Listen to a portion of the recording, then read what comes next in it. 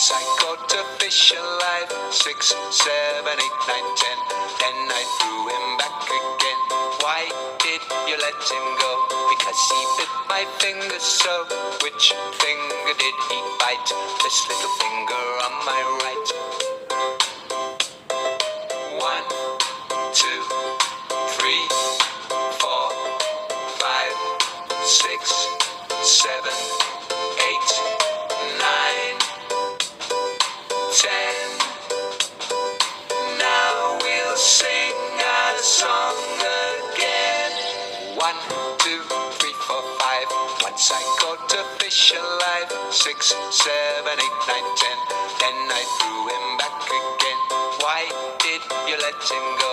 Because he bit my finger so. Which finger did he bite? This little finger on my right.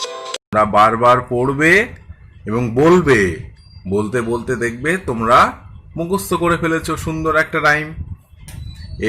এরপরে এই যে সিঁড়ি আছে, সিঁড়িতে দেখো সুন্দর সুন্দর জিনিস সব দাঁড়িয়ে আছে, এক একটা ধাপে, এক একটা স্টেপে এক একটা জিনিস, সব সুন্দর সুন্দর জিনিস। কোথাও ফ্রুট আছে, কোথাও ব্যানানা আছে, তারপরে দেখো এটা রিক্সা, এটা হরিণ, হাত, আরশোলা, তারপরে এটা একটা ছবি মাছ, এটা স্পাইডার, এটা একটা গাছ। এগুলো দেখো সুন্দরভাবে একটা একটা ধাপে আছে। তারপরে দেখো এর পাশে পাশে ফাঁকা জায়গা গোল করা ইয়েলো কালারের। এই ফাঁকা জায়গাগুলোতে তোমাদের সংখ্যা বসাতে হবে। তা দেখো প্রথমে এই লাইনটাতে তোমরা বাংলা থেকে লিখবে। তা বলো তো এক কোথায় লিখবে? উপরে লিখবে না নিচে লিখবে? সবসময় খেয়াল রাখবে একটা নিচের থেকে শুরু করবে, কারণ এক হচ্ছে সব থেকে ছোট সংখ্যা। তোমরা তো এর মধ্যে 1 থেকে 9 সংখ্যা লেখা শিখে ফেলেছো, জেনেও গেছো যে 1 কেমন দেখতে, 2 কেমন দেখতে, 9 কেমন দেখতে, সব শিখে গেছো বাংলাতেও এবং ইংরাজিতেও। তা এখানে সব থেকে ছোট সংখ্যা 1, তাই আমি এখানে, তোমরা সবাই এখানে কি করবে? 1 লিখবে, তাই তো? তারপরেরটায় কত লিখবো বলো? তোমরা বলো। এখানটা লিখতে হবে 2, বাংলার 2 লেখো এখানে। তারপরে কত? দেখো এখানে 3। আচ্ছা বলো তো এখানে 1 লিখলাম কেন? দেখো ছবিতে এখানে একটা ছবি দেখে মনে হচ্ছে অরেঞ্জ আছে, একটাই জিনিস আছে, তাই 1 লিখেছি। তারপরে দেখো 2 কেন লিখলাম? 2 লিখলাম দেখো ভালো করে দেখো, ছবি দেখলেই বুঝতে পারবে। এখানে 2 লিখলাম, এখানে 2টো ব্যানানা আছে, 2 ব্যানানাস, সেই কারণে 2 লিখলাম। তাহলে এখানে 3 কেন লিখলাম? দেখো দেখো, এই যে রিক্সা, এর কতগুলো চাকা? দেখো এর 3টে চাকা, তাই আমি 3 লিখেছি। তাহলে এবার কত লিখবো? তাহলে 1, 2, 3 লিখেছি, এরপরে কত হবে? 4। তাহলে আগে 4টা লিখে নিই, তারপর দেখো বলো তো কেন 4 লিখেছি? ভালো করে দেখো, হরিণের কি 4টে কান? না না, 4টে কান হতেই পারে না। হরিণের কি একটা লেজ? হতেই পারে না। তাহলে হরিণের, হ্যাঁ, 4টে পা, 1, 2, 3, 4টে, তাই এখানে 4 লিখলাম। Very good. এর পরের ছবি দেখো বইতে লেখা আছে সুন্দর করে, আবার একটা হাত তোলা। তাহলে কেন বলো তো 5 লেখা? ওখানে 5 লেখা এই কারণে, এই তো 5টা আঙুল, তাই সেই কারণে 5 লিখে রেখেছে, 5 লিখে রেখেছে। এরপরে দেখো আরশোলা, আরশোলায় কতগুলো ঠ্যাং, কতগুলো পা? গুনে দেখো, এ পাশে 3টে, ও পাশে 3টে। তোমরা এর আগেই পড়েছো আরশোলার কতগুলো ঠ্যাং, ঠ্যাং কতগুলো? হ্যাঁ 6টা, সেই কারণে এখানে 6 লিখতে হবে। তারপরে মাছের ছবি, তাই তো, ফিশ, মাছের কতগুলো পাখনা মনে আছে? তোমরা এর আগেও করেছো। মাছের কতগুলো পাখনা? 7টা পাখনা। এই পিঠে একটা, পুচ্ছে একটা, বুকে এখানে দুটো, এখানে দুটো, এখানে একটা, দেখো তাহলে মোট 7টা হয়ে যাচ্ছে। তাই এখানে 7 লিখে দাও, সবাই লিখবে 7। এরপরে স্পাইডার। স্পাইডারের কতগুলো ঠ্যাং? স্পাইডারের কতগুলো ঠ্যাং? স্পাইডারের 9টা না 8টা ঠ্যাং। 8টা ঠ্যাং, 9টা না 8টা, 8টা।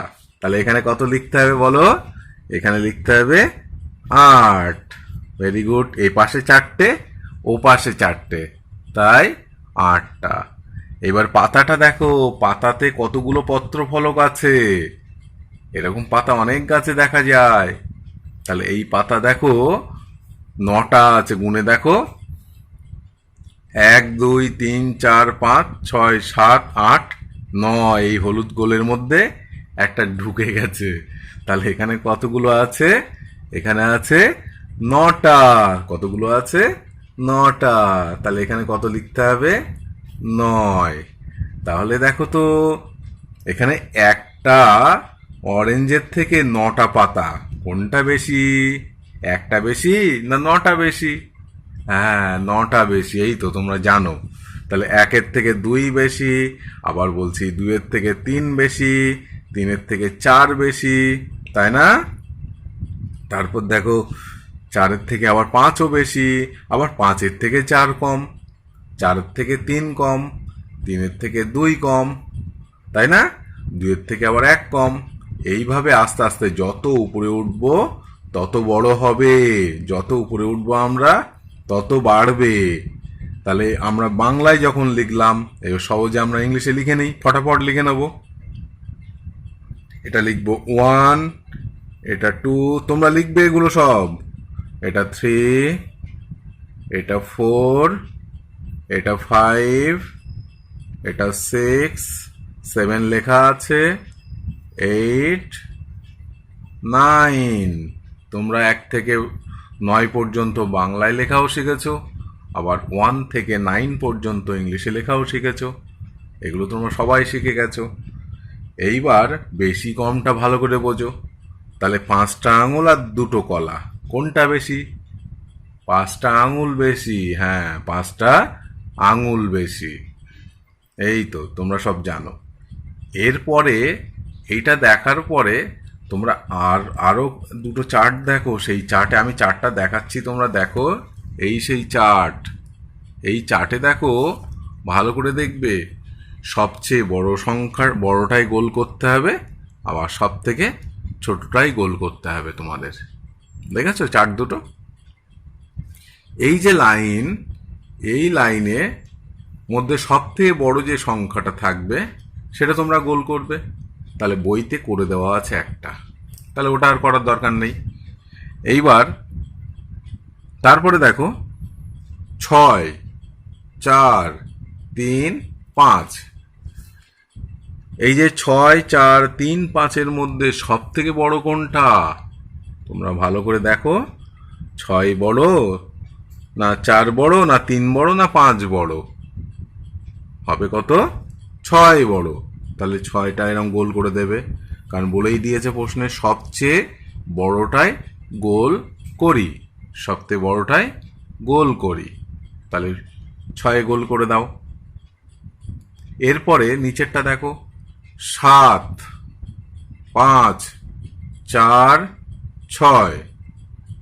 সবচেয়ে বড় কোনটা? কোনটা সবচেয়ে বড় মনে করো? এটা, এটা, এটা না এটা? তাহলে কোনটা হবে? এইটা হবে। 7টা সব থেকে বড়। তারপরে দেখো, তারপরটা আবার দেখাচ্ছি, তোমরা করো সবাই। 3, 4, 2, 1। তাহলে 1, 2, 3, 4। তাহলে কোনটা বড় হবে? দেখেছো? এই 4 হবে বড়, এই কটার মধ্যে।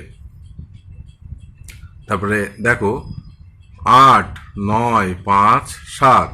তাহলে একটু ভাবলেই বুঝতে পারবে 9 কিন্তু সবার উপরে থাকে 1 থেকে 9-এর মধ্যে, তাই 9 হচ্ছে বড় এখানে। এরপরে দেখো সবচেয়ে ছোটটাই গোল করি, এখানে সব ইংলিশ নাম্বারগুলো দেওয়া আছে 6584, প্রথমটা করে দেওয়া আছে। এর নিচেরটাই দেখো 9876, তাহলে এর মধ্যে সব থেকে ছোট কোনটা দেখো 6, কোনটা হবে সব থেকে ছোট 6। তারপরে দেখো, তাই তো, হ্যাঁ, তারপর 1254, সব থেকে ছোট একদম স্টার্টিং এর যে নাম্বারটা 1, সেই কারণে 1 কে গোল করলাম। তারপর দেখো 3645, কে ছোট সব থেকে, সবাই বলো। হ্যাঁ, এখানে 3 ছোট, 3 সব থেকে ছোট এখানে 3। তারপরে দেখো 7356, এক্ষেত্রেও সব থেকে ছোট হচ্ছে এই 3টা।